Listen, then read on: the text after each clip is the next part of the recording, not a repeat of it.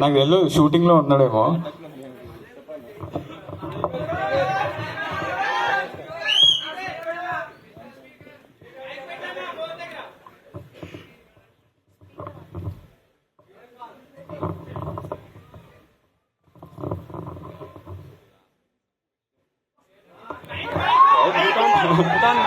Put on mic.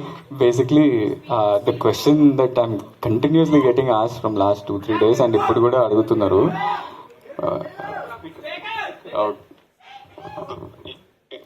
You're on speaker.